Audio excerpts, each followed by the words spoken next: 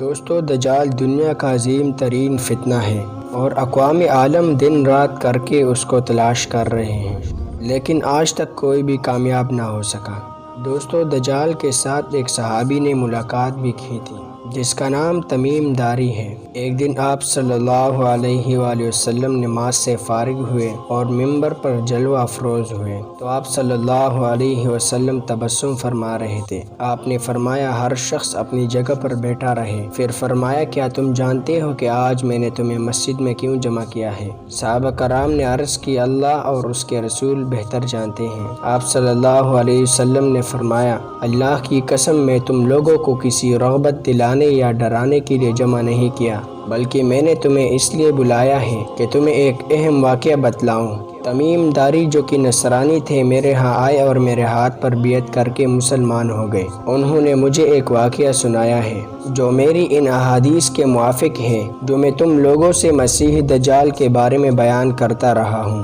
تمیم داری نے مجھے بتایا کہ وہ قبیلہ بنو لخم اور بنو جذام کے 30 لوگوں کے ہمراہ بحری جہاز میں محو سفر تھے کہ پانی کی بپری ہوئی موجوں نے ان کے جہاز کو راستے سے بھٹکا دیا۔ وہ 1 ماہ تک سمندر میں بھٹکنے کے بعد ایک جزیرے کے قریب جا نکلے اور غروبی آفتاب کے وقت جہاز کو جزیرے کے قریب لے گئے۔ پھر چھوٹی کشتی میں بیٹھ کر جزیرے تک پہنچے اور پھر اس میں داخل ہو گئے۔ وہاں انہوں نے گھنے اور موٹے بالوں والا ایک جانور دکھائی دیا۔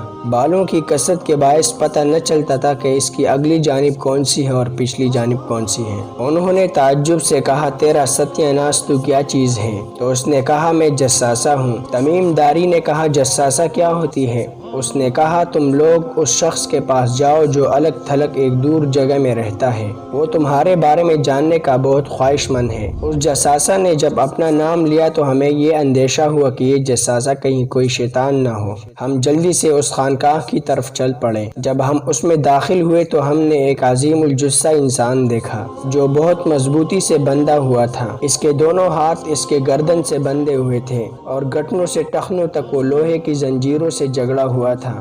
ہم نے کہا، تیرے لیے ہلاکت، تو کون ہے؟ اس نے کہا، تم لوگ میرے بارے میں جاننے میں کامیاب ہو گئے، پہلے تم بتاؤ کہ تم کون ہو؟ ہم نے کہا، ہم عرب ہیں۔ ہم ایک بحری جہاز میں سوار تھے کہ سمندر کی طوفانی بپری لہروں نے ہمیں دربدر کر دیا، بالآخر ہمیں اس جزیرے میں پہنچا دیا۔ ہم ایک کشتی میں بیٹھ کر یہاں تک پہنچے ہیں۔ یہاں ہمیں وہ جانور ملا جس کے جسم پر بے حد بال ہیں، اس کی اگلی اور پچھلی جانب میں تمیز کرنا مشکل ہے۔ ہم نے اس سے پوچھا، تیرے لیے تباہی و بربادی ہو، تو کون ہے؟ اس نے کہا، میں جساسہ ہوں۔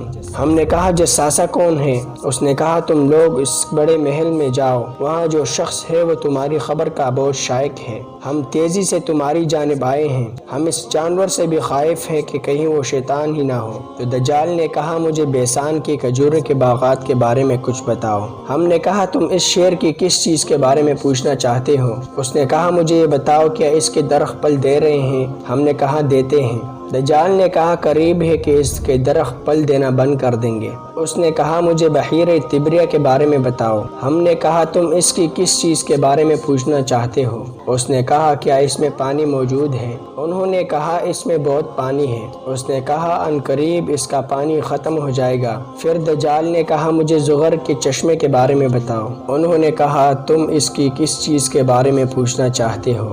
دجال نے کہا، کیا اس چشمے میں پانی موجود ہے اور کیا اس کے باشندے اس پانی سے کاشتکاری کرتے ہیں؟ ہم نے کہا، ہاں، اس چشمے میں بہت پانی ہے اور اس کے باشندے اس سے بھی کاشتکاری کرتے ہیں۔ اس نے کہا، مجھے یہ بتاؤ کہ ان پڑھوں کے نبی کا کیا حال ہے؟ انہوں نے کہا، وہ مکہ سے ہجرت کر چکے ہیں اور مدینہ میں قیام پذیر ہیں۔ دجال نے کہا، کیا عربوں نے اس سے لڑائی کی ہے؟ ہم نے کہا، ہاں، کی ہے۔ دجال نے پھر کہا، پھر نتیجہ کیا رہا؟ ہم نے اسے خبر دی کہ وہ ارد گرد کے تمام عربوں پر غالب آ گئے ہیں اور ان سب نے ان کی اطاعت قبول کر لی ہے۔ اس نے کہا، کیا یہ سب ہو چکا ہے؟ ہم نے کہا، بالکل ہو چکا ہے۔ اس نے کہا، یہی ان کے لیے بہتر ہے کہ اس نبی کی اطاعت کر لیں۔ اب میں تمہیں اپنے بارے میں بتاتا ہوں۔ میں مسیح دجال ہوں۔ ان قریب مجھے کسی وقت خروج کا اذن مل جائے گا، میں نکلوں گا اور ساری زمین کے ہر شہر کا 40 روز میں چکر لگاؤں گا، سوائے مکہ اور مدینہ کے، کیونکہ یہ 2 شہر مجھ پر حرام کر دیے گئے ہیں۔ ان میں سے کسی شہر میں بھی اگر میں داخل ہونے کی کوشش کروں گا تو میرا سامنا ایک فرشتے سے ہوگا،